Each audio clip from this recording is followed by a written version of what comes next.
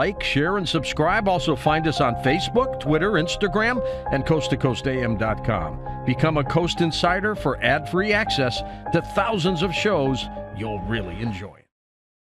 Planet X, that's what we're talking about this hour with Marshall Masters. Next hour, of course, we're going to talk about the flat earth theory and some other incredible stories for you.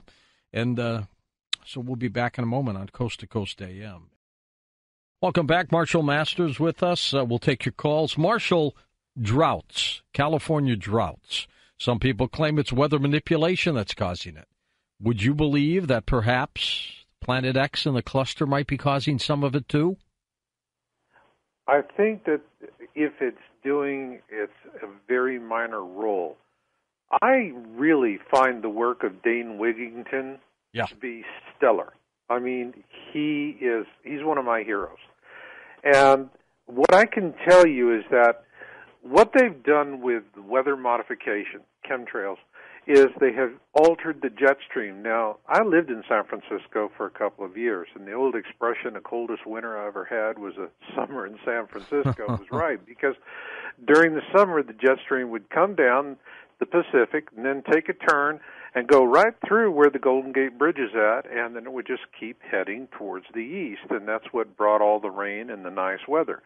Well, what they've done with all of this geoengineering is that the jet stream now dips down a little bit, then dips up over British Columbia, and then coming down into the Midwest. Now, I have reports from people who are in British Columbia, and they tell me now in the winters there, where they would normally expect 4 to 6 feet of snow, they don't get any snow. They just get occasional rain. Consequently, shallow wells are running dry, and salmon runs are off 25%, which is really impacting the local economy. But I have seen this for myself because I live here in Sparks, which is in the Reno area, and not far over to the west of me is Truckee, California. Now, Truckee is another one of those places that gets 4 to 6 feet of snow. Well, I've been out there when there should be 6 feet of snow, and I remember this one night clearly. It was a long stretch of road. There was nobody on it. I parked the car right in the center of the road, turned off the engine, put on the bright lights, and there's all these stakes on both sides of the road that the snow truck operators use that have reflectors. And it was this eerie, like, UFO kind of landing strip. And this was no snow. No snow. No snow. And so what they've done, but you look in the Midwest, and the weather's bizarre. They're getting wet snow. Yep. All right. All of this nonsense. California they have just simply, they're moving the moisture over so that Cargill and these other multinationals with their big monocrops out there in the Midwest are going to have the water. And what they've done is basically thrown California to the wolves. And you look in Central Valley right now, and we're going to start seeing the impact of this in the grocery store. They got farmers are making more money by, frankly, selling their water rights than growing crops. And the governor there has, for the first time in the history of the state, he was standing where they actually measured the snow, and he was standing on ground should have been 4 to 6 feet of snow, and it was just nothing but brown grass underneath him, and that's where he signed an order, restrictions on water use. But you think this is Planet X's cause? Well, it could be in part. It could be that what the elites are wanting to do is trigger a mini ice age in advance of this, because this is going to be a hot flyby. And so that could be what they want to do. But I will say this, and I'll say it for the first time publicly. In 1999, when I started Yowza.com, we first went live in December of 99. And at that time, a former Army intelligence officer, John Maynard, was actually the fellow that helped me set it up. And he gave me the ground rules of how to do this, how to push the edge of the envelope without getting creamed. And one of those rules in 1999, he was point blank. He said, Marshall, if you report on chemtrails, you're going to wind up in an unmarked grave. Point blank. And he was serious about that. Absolutely. This man ran the East Africa desk for the IMF, okay? He knew his stuff.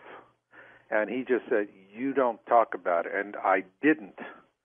And now, everyone's talking because, it's up there and it's persistent. And yet people are being taken in by this delusion that they say, well, it's, condensation. Well, excuse me. All of our commercial jets, military jets, are using high bypass fan engines. And they don't do that. And since when do our commercial jets fly perfect tic-tac-toe patterns up in the sky, laying these, chemtrail streams that hang up there for hours and hours and hours? So it really happens. I will say this, over the years, I've always kind of was keeping my pulse on it and see if people were talking. If you're in a complex, you go to the jacuzzi, you kind of talk with people. Now when I say, when I mention chemtrails, I don't get, oh, boy, you're one of those. Everybody's talking about it. They've all seen it. They've all seen it. People are seeing it. And these chemtrail jets, one of the things, this pilot he was with American Airlines. He was a 777 pilot, very proficient, decorated Vietnam veteran, helicopter pilot. He's now living in Central America, and it just really infuriated him because he said that he was using his computer plugged into the avionics system on his 777, which is very sophisticated, because he said, we're watching these guys spraying beneath us. And what really made him mad was that they were down there on their own air control system, no transponders. So in other words, there was nothing, you have collision avoidance systems, and the collision avoidance systems rely on recognized transponder frequencies. Well, these jets that are chemtrail spraying, they are on their own system. If you look at a stack at high altitude, at the highest altitude you have military, they're on their own system. Then beneath them is commercial jet traffic that, folks like you and I fly back and forth on. And then below that is this whole other system of jets that are doing the chemtrail spraying, and they have their own traffic control system.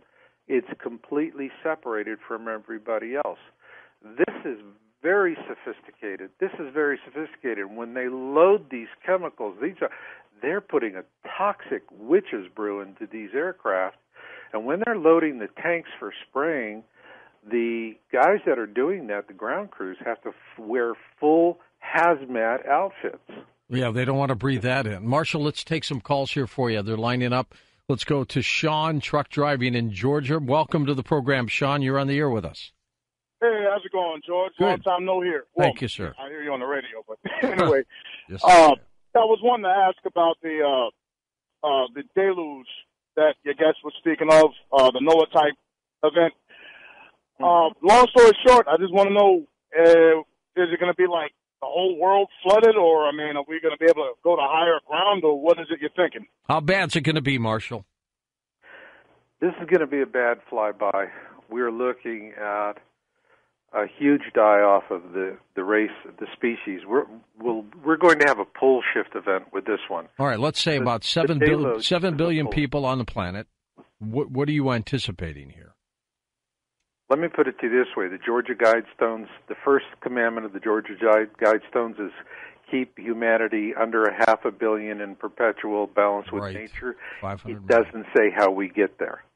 Planet X is how we get there. So essentially 1 in 7 survive. In one swoop? Over a protracted period of time. Initially, the major events, we're going to have impact events that are going to cause huge tsunamis. These are going to slam all of the major coastlines. And most of humanity lives along the coastlines. So we're in the initial events, it's really going to be bad. We're going to lose a lot of lives right there and then. But then after that, we're going to have another series of things that are going to be difficult. However, in the long run, and I'm seeing a tribulation period of about 7 to 10 years altogether, once we get past the initial events, the big killers are going to be disease and despair. Can Planet X knock out the power system, the grid? Would it have that kind of an effect? Absolutely. The grid's going to go down. All right. If the grid goes down, millions will die just from that alone. Absolutely. And what really troubles me and other researchers like Matt Stein is that you have all these nuclear reactors. And, you know, what they didn't tell the public, the reason why Fukushima was a problem was not because they lost the power generators. What happened was it was the water pumps, okay? And all of the water pumps that were pumping water into the plant to cool the reactors were at sea level, and they were all lost. That was the reason why it popped. And as a matter of fact, they lost pumps at 3 other plants, and one other plant was reduced to just one working pump. And if that had failed, then we would have had... That was a problem. So let's imagine we have a major power outage. The generators no longer function. You've got meltdowns at every nuclear power plant. Horrific. I mean, it's such a dark possibility. It's really hard to get my head around it. I mean, I look at all of these industrial accidents that are there, and it just makes me wonder, is the purpose of all this to ensure the maximum dieback of the human species? Because it's sure, if you look at that, you look at GMO foods, that stuff is pure poison. It's going to take out people's lower intestinal tracts when all they can live on is that stuff, and that's where your immune system is. Then you look at fracking. Fracking, the well casings in a fracking well are designed with a 30-year lifespan. About 3 to 5% fail when the well is actually drilled.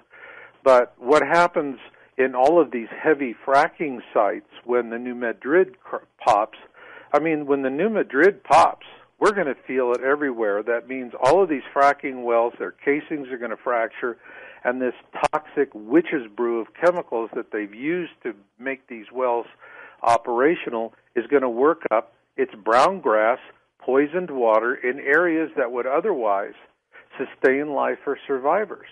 I'll be in St. Louis when that happens, Marshall, so I'll get it just as bad as I would here in California if the San Andreas went. Yeah. That's you're in St. Louis. I wouldn't be there, George. Let's go to Jeff in Ferguson, Missouri, east of the Rockies. Jeffrey, go ahead. Good evening, long time. You too, Jeff. How are things in Ferguson right now, by the way?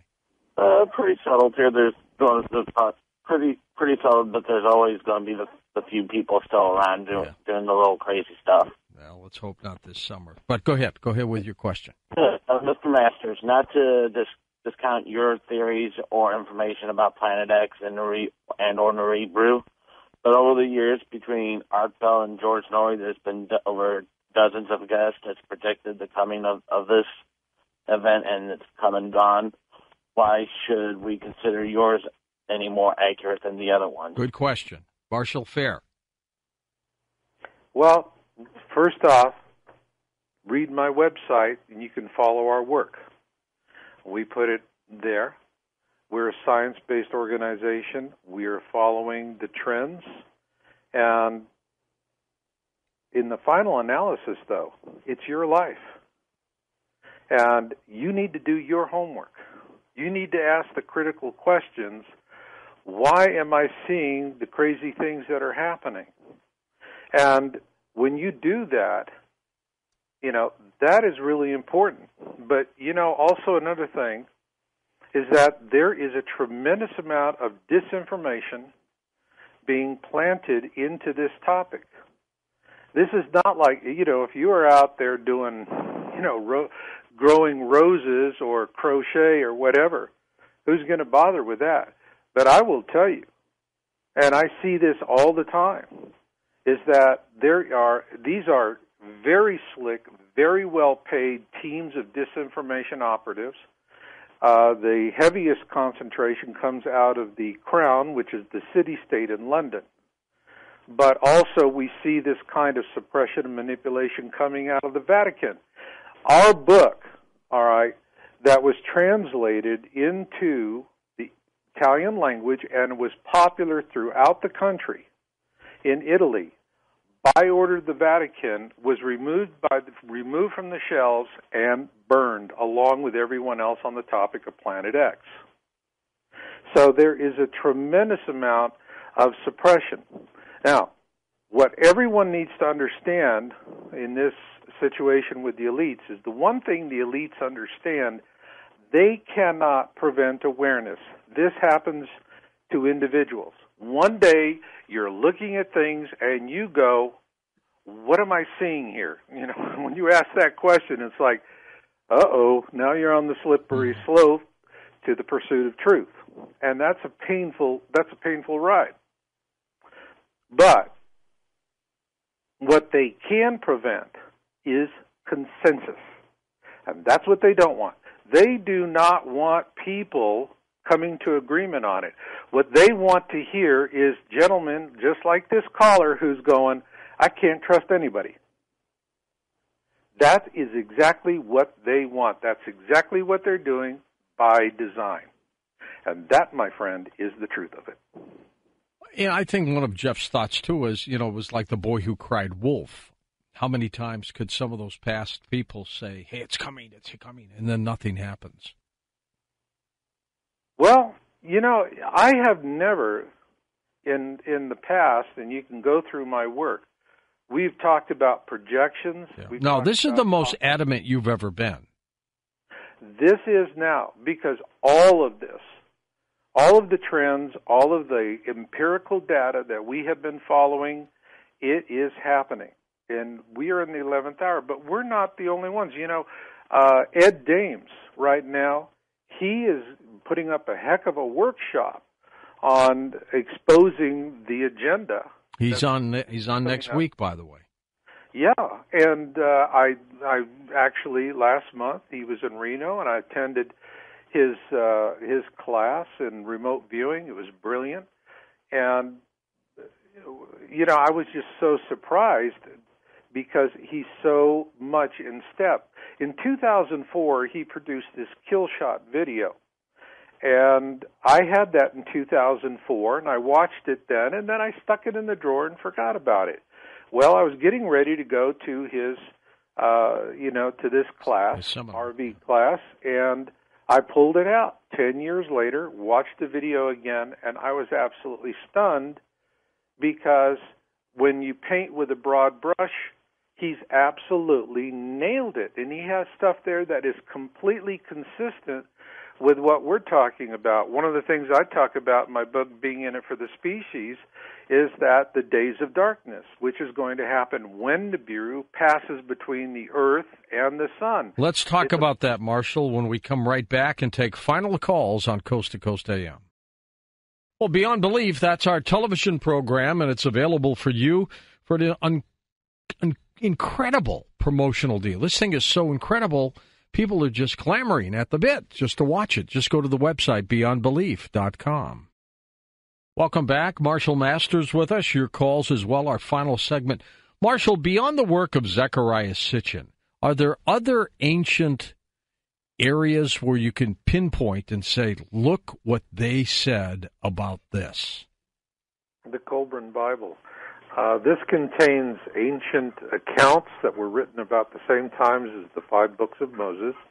This was penned by the Egyptians, and they actually have very detailed accounts of the flyby of Planet X the last time, and there's nothing airy about it. It reads like man-on-the-street interviews, and one of the things that the Egyptians tell us is that this provokes so much fear in people that men become impotent, women become infertile, and you have to think back at then, people didn't live much longer than their 30s. So you're really talking about something so horrific it could scare the sex out of a teenager. And that's not a joke. I mean, that's a real reality. And what they tell us is, when we see this thing, and they describe it very well, hell's coming to visit. Get the guest room ready. It's a long stay. And but also they give us hope. One of the things that the Egyptians tell us in the Colburn Bible is the stout-hearted will not go down to destruction. And that has always been one of the most inspirational things for me that came out of that book, and it's what we're doing now and in my efforts. For years we've been talking about this as a dark cloud coming, and yes, it's a dark cloud coming, but for me the conversation now is more about let's find that silver lining. And for me, that's community-based planning and preparation, which is most preppers are fear-based, and they want contraptions, and they want confrontation, and that's what they're thinking about. And it's short-sighted, and it's not going to be something that's a winning strategy for a 3 to 7 year, or 7 to 10 year tribulation. On the other hand, my focus right now is working on building communities. We're doing one called Knowledge Mountain Media, and this is what we have started, and I've got a wonderful team. I'd like to shout out and say Jennifer, Paul, Barbara, Ruth, and Leah. I love you guys. Huh. And what does the group do? What do you folks do?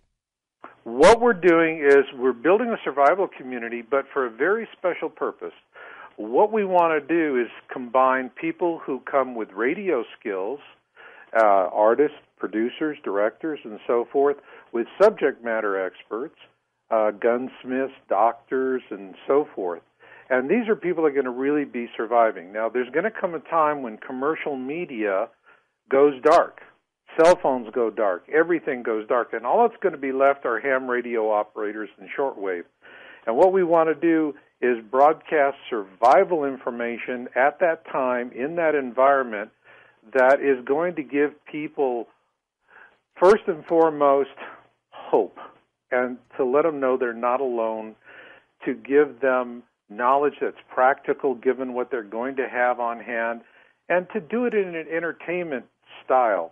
It's always pumping information. So one of the things I'm doing right now is I'm going back and listening to the wire recordings of programs from the 1930s and the Great Depression, and it's really brilliant what they were doing. So what we're talking about is something like Amos and Andy, except instead of a Stutz Bearcat, it's a solar cell or a water pump. And then, you have a daytime soap opera with all the drama of a soap opera, but it's focused around a group of, for example, midwives, and they're talking about, difficult delivery issues and these types of things. In other words, it's always pumping useful information, but on the other hand, something that you can just imagine survivors huddled around a radio at night, and they're just hearing things that helps them feel connected, and at the same time they're getting really important bullet points of information. This will be the group, Marshall, that has to rebuild the planet, isn't it? Well, yeah, and when I look at, we have the dark cloud, but when I see the silver lining, I see human potential. We're at our best when things are at their worst. Now, imagine, George, when there's no longer these massive special interests with their government goons who go in and shut down these really inventive people who come up with ideas that threaten their economic interests. What happens if all of a sudden, all across the country, we have Nikola Teslas popping up everywhere, and there's no one to stop them? That would be nice. Let's take some calls. Jeff in Culver City, California. Hey, Jeff, go ahead. Hi, George and Mr. Masters. Yes, Mr. Masters, when you spoke of nuclear facilities needing coolant waters so that the nuclear core doesn't overheat, it made me reflect on how ridiculous it is to build or keep nuclear weapons in a desert. Yet Israel supposedly has nuclear weapons simmering there, and Iran wants, to have nuclear materials in their country. My question is, Mr. Masters, where are these countries getting so much water from in a virtual desert to cool these materials? And do you foresee other desert nations beginning their own nuclear programs, and will desalinated seawater be the coolant source? And I'll take your answer off the air. Okay, well, Israel has good desalination programs. Actually, they're very well prepared for Planet X as a nation. As does Saudi Arabia. They have a great program there, too. That's right. And so the ones that are scary are the guys like Iran and North Korea, because they just, they want to build bombs and scare the heck out of people. And they're really the ones that are frightening. But I'll tell you who's even more frightening is Pakistan. They're in a huge water dispute with India. And frankly, the Pakistanis have a legitimate grievance. And they both have nukes. And yes, and Pakistan has already said that India has crossed the threshold. So this is a real concern where we could have a regional nuclear conflict. And if we think that the missiles are just going to fly between those two nations, that's naive. Wars always wind up spreading. So this is a real concern. But the nuclear weapons are one thing. To me, the principal threat are all of these power plants. Because once they lose the power, they can scram the reactors, but if they don't have the ability to power the pumps to keep cool water going in there for a couple of years while that reactor cools, you're going to have a problem. Marshall, you have all kinds of problems. You were talking about days of darkness. Explain that. Yes, days of darkness are going to happen at the time of the pole shift. This is an interesting thing where I keep seeing corollaries to Bible prophecy and what actually is coming. The days of darkness is going to happen when the Planet X system is beyond our orbit, where Nemesis, the dark star at the core of that system, is really, fur out well beyond the orbit of Mars, and Nibiru is then going to swing by in its orbit as it comes around, and it's going to pass directly between the Earth and the Sun. Now, the reason why that's going to cause the days of darkness is that it's not like a solar eclipse with the sun, with the moon. This is a massive planet. It is going to literally blot out the sun. It is going to be it's going to be as black as sackcloth. And that is going to be terrifying. But also at that same time, this is part of the pole shift event, and what will happen is that you have these multiple objects. You have Nemesis, Helion, Arbota, Farada, the moon of Nibiru, all of these, and they're going to be moving contrary to the orbit of Earth as it's going around the sun. And when these multiple objects gain a lithosphere lock on our planet, it doesn't matter what you can see or not see in the skies. Everyone is going to feel the Earth tremble when that lithosphere lock happens. We call it Lurch Day. And Lurch Day is actually going to cause the Earth to slow in its spinning. It will come to a stop, and then it will reverse direction, so we will then see the sunrise in the west as opposed to the east. And this is what is coming. So, the days of darkness, when we say the days of darkness, that's it. We're in deep kimchi. Let's go to Victoria in Seattle, Washington, now west of the Rockies. Hi, Victoria, go ahead. Hi, your guest has a fan. I really like everything that he's saying. I have kind of a hard life, but I kind of try to stay very positive. Good. What I'd like to say, too, is that I think the silver lining of all of this is just it's an interesting time to be a Christian. It's really good. And I was going to ask him about the Colburn Bible, but he answered that. I go to a class on Friday night, and we talk about real-time, end-time events. And the very first time I went there, like 4 years ago, I heard about the Colburn Bible and about Planet X and many, many other real-time prophecies and events that are going on as we speak, right? You got that right. And Victoria, make sure you're listening next week as we talk about end times prophecy, to be sure. But, Marshall, something's happening, obviously. Everybody can feel it. Is it affecting people's psyche, do you think, without them even knowing why?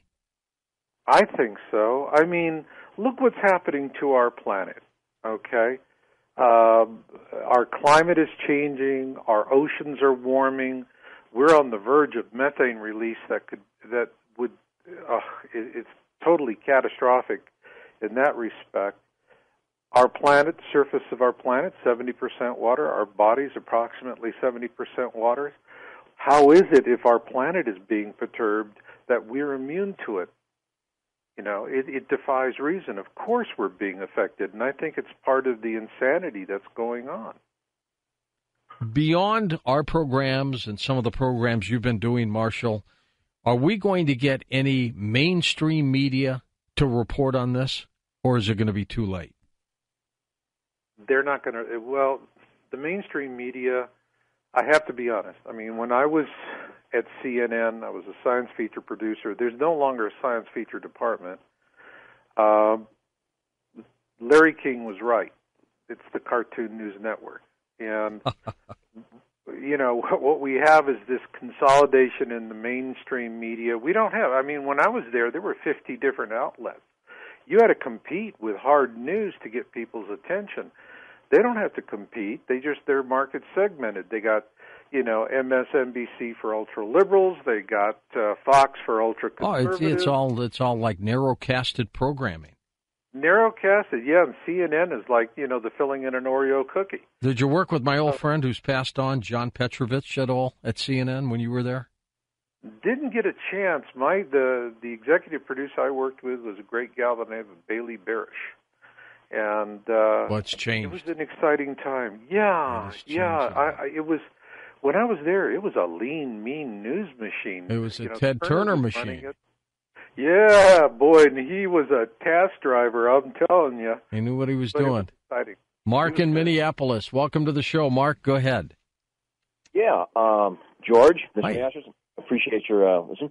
I have to say that normally I'd be kind of skeptical about this with Nibiru and Planet X and everything, but I have to admit that in looking into all this, the Vatican themselves have actually given me reason to be, you know, more of a believer. For one, they created the VORG, known as the Vatican Observatory Research Group, and invested millions of dollars into an infrared telescope on Mount Graham. That's right. In Arizona. That is so and true. They named it the Lucifer Project. Yeah, and you know what?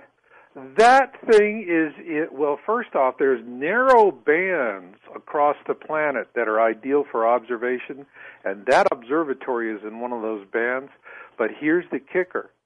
That observatory is going to have the longest duration observation of the Planet X flyby system of any terrestrial system. Isn't that a great story? The Vatican owns an observatory. I think they have two, but this one is in Arizona. He's right. We talked about that last week.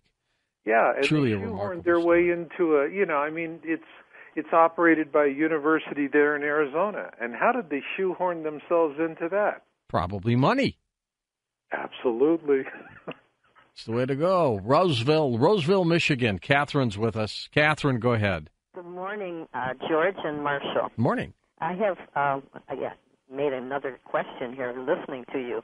One is this Colburn Bible available at a local library? And also, should we be more concerned with this Planet X coming? Because you had a show before in it, and somebody said it was like 50 years away. Or should we be more concerned with a third world war that seems to be more imminent? And the other question is, or comment actually, is I'm Catholic and went to a parochial school, and we were taught about the 3 days of darkness. It said 3 days, and that during that time we were not to go out of the house, and we were to cover our windows and not look out. And even if somebody came to the door saying that they were family, not to open the door, because it would not be family, it would be devils. That the devils would be running loose at that time. So whoever the devils would be, I don't know, but devils. And I wondered if you had ever heard that part of it. And Marcia, you wrote a foreword for a book on the Colburn Bible, Planet X and the Colburn Bible. But can you get it? Where can you get it anywhere? Or go to a bookstore or library? You can get it at online at Amazon. You can get it at Colburn.com.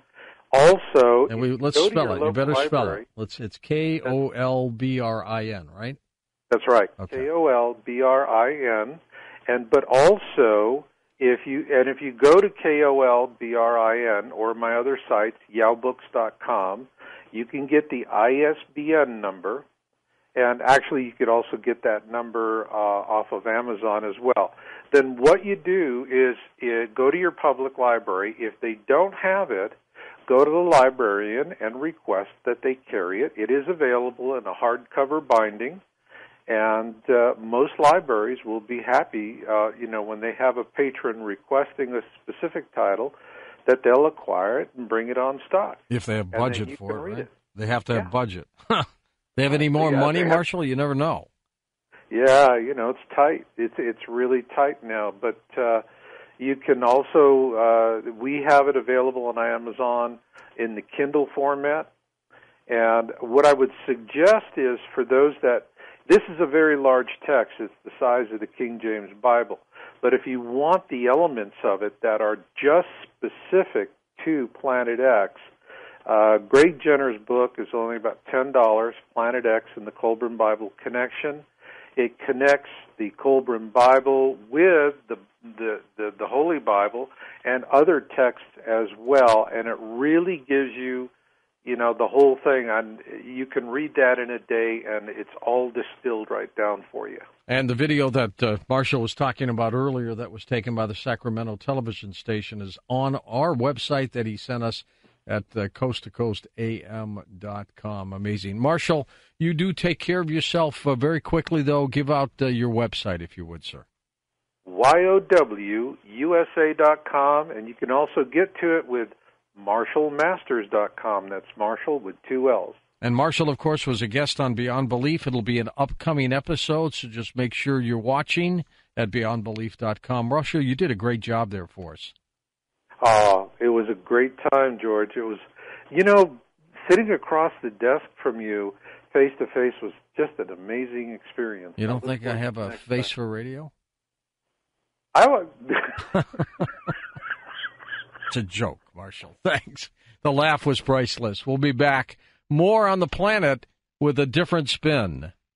How about that? That was pretty good. We'll be back.